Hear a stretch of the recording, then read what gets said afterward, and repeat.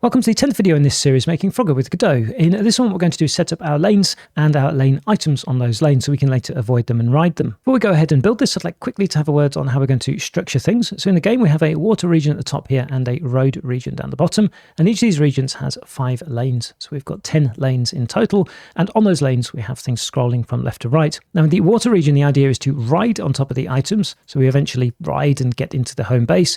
In the road section, we need to avoid them. So what we're going to do is we're going to make actually a scene called lane, which is going to have no visuals. It's going to be an area 2D with a collision shape. And you'll see later we'll put a property on there that identifies whether it's a lane that's in water or it's a lane that's a road. Then each time the frog finishes its movement and lands in a lane, it can use the collision detection to check what kind of lane it's landed on, and then understand whether it's landed on an item it needs to ride or it's splashed into the water or not. Then we have the lane items, as I've called them. That's the vehicles and the logs and the lily pads. We have 8 of these in total. We're going to make 7 of them, though. In this particular video, we're going to ignore the lily pad till later on. And the lane item will also be an area 2D, like the lane, except this one will be visual. It's going to have a sprite 2D. Now, with so many lane items, we face a little bit of a choice of how to structure this. And I want to show you a couple of common options and explain why I've chosen the one that we've chosen for this particular series. One common approach here would be to make a custom resource. So it would make something look a little bit like this, where we have a texture, a sprite scale, a collision size, and maybe a flag to say, is it a car or not? Then on our lane item, we would export a property for this custom resource. Then we can create the custom resources inside our project for each of the items we need. And then it's a matter simply of dragging and dropping which resource we want to use for a given item. This has an advantage of being really, really flexible. So each time we want to add a new item, we don't need to make a new scene or anything like that. We simply make a new resource and drag and drop in the inspector. There is a trade-off with this though. To be able to set up the correct sprite scale and the correct collision size, ideally we'd want to actually see these being set up in the inspector as well as when we run the game. And to do that, we'd need to make actually the code into what's known as an editor tool. And then we'd also need to add some notifications and a little bit more complexity into the code to be able to see things properly in the editor as well as when the game's running. So we get flexibility, but a little bit more complexity. The alternative approach is to use inherited scenes.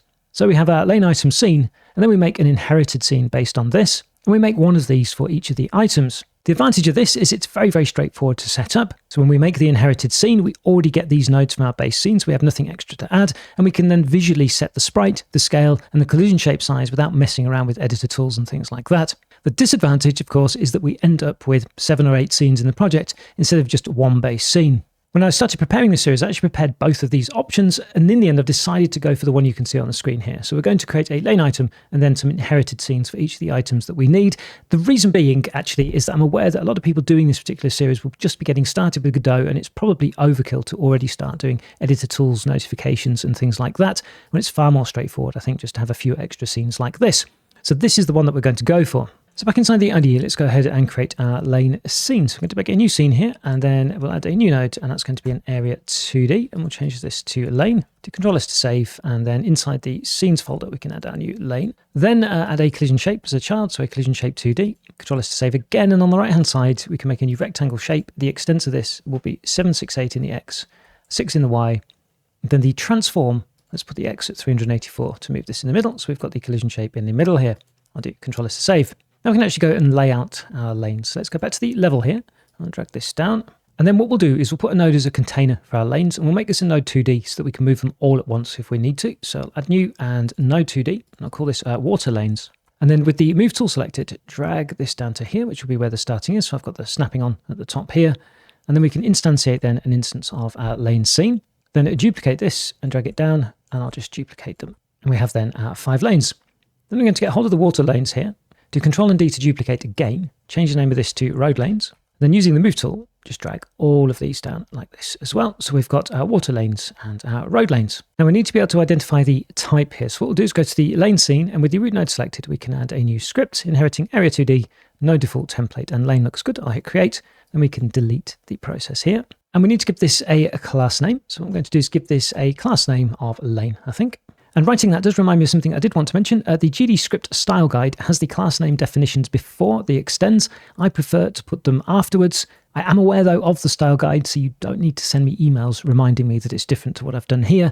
And that applies to the rest of the code as well on the series. What you're seeing is my preference for how things are set up. With the name defined though, we can also define an enumerated constant, and that can be then the lane type, whether it's a road or a water lane. And then we can export ourselves a variable as well, which is going to be settable in the inspector, which will be the lane type, and default we'll set it to road. So when you do that, you should see on the right-hand side this little selector here for the road or for the water. So I'm going to save that. Then we can drop back into the level and into 2D view. And we'll see now that all of our lanes, if we look at them, have road selected on the right-hand side. Let's shift select all of the water lanes, and on the right-hand side, select water instead of road.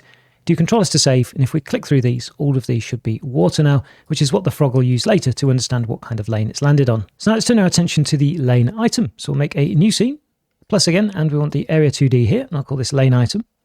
Then we can save this, and we'll make a folder for this. And here we want the sprite 2D here, and then also the collision shape as well. Then we can do Control-S to save. We're not going to set the collision shape here. What we're going to do is make some inherited scenes based on this, and we'll set the collision shape and the sprite actually there. What we can do for this though, before we do that, let's select the root node and add a script to this one as well. And for now, what I'd like to do is remove all of this and simply add the class name here as well. So we've got some typing. You'll see in a moment why we're going to use that. The rest of the code though can stay empty. Next step then is to actually create the lane items. And we'll start with car 1, I think. To do this, we need to make an inherited scene from our lane item. So we'll do scene, new inherited scene. Now the dialog that opens here, if you've never done this before, can be a little bit confusing because it looks like it's asking you to name your new scene. We're not, we're picking what we want to use as our base scene. At the top left here, it says open base scene. So I'm going to double click on the lane item.tscn. And now it looks like not a lot has changed, but if you look at the top, we've got this unsaved and the lane item scene's actually here.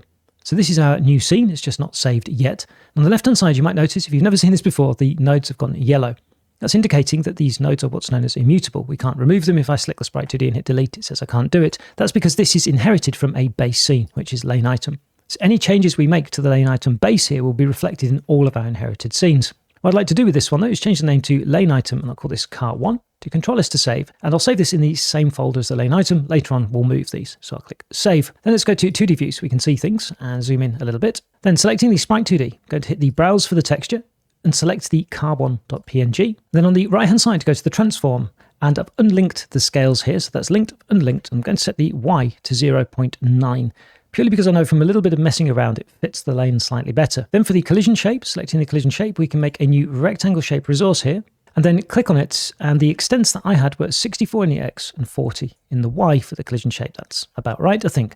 So I'll do Control-S to save. Now we need to do the same procedure for the others. So if we're going to make car 2, for example, we'll go scene, new inherited scene, double click on the lane item here, change this to lane item car 2, select the sprite 2D, browse and grab car 2 here. And then for the scaling for this one, if we go to the transform, that'll also be 0.9 in the Y. And then for the collision shape, again, we'll make a new rectangle shape, and that's going to be 44 in the X and 32 in the Y. And I'll do Control-S to save and save that one as well. Now we need to go and create the other scenes as well. We've already actually done this one here, so I'll put a line through it. But what you can see here is a table with the name of the scene, the image that was used, the extents of the collision shape, and the scaling of the sprite. So we've got the big log, the medium log, the small log, the tractor, and the truck. So please go ahead and create those. I'm going to do the same thing, fade out, and be right back with those created. Okay, so hopefully you've managed to create those. I've made the small log, medium log, big log at the top here. And where are we? We've got the truck and the tractor here as well, and the couple of cars. What we can do now is add these into our level. So let's go back to the level then. And we'll start off with the first of the water lanes, and that is the medium log. So I'm going to instantiate, type log here, and we want the medium log. And I'll try and get the positions here relatively correct. So that one was around here, and then there was a bit of a gap between them, about like this. The next lane down is actually lilies, so we'll ignore that. We want to go to the next one down, and that's the big log. So instantiate, type log again, and we want the big log. And there's actually only one of these in this, which is about there. Then the next lane down is the small log. So lane 4 here instantiates, and I'll find, where are we? Log and small. So when I was trying to understand the arcade one, there were 3 of these, I think. So I'll duplicate that one. They had a small gap, and there's another one sort of in the middle here, about like that. And the next lane here was then lilies, so we can ignore that. And go down then to the road lanes. So I'll select the first lane. This one is for the truck. So I'll type TR, and we want lane item truck.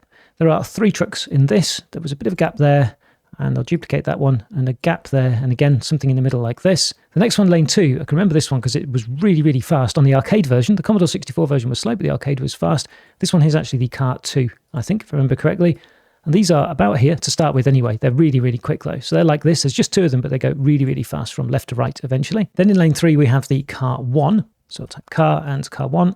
And we have 3 of those in this lane. Again, there's a bit of a gap for the frog to get through there, just about anyway, and then a bigger gap like that.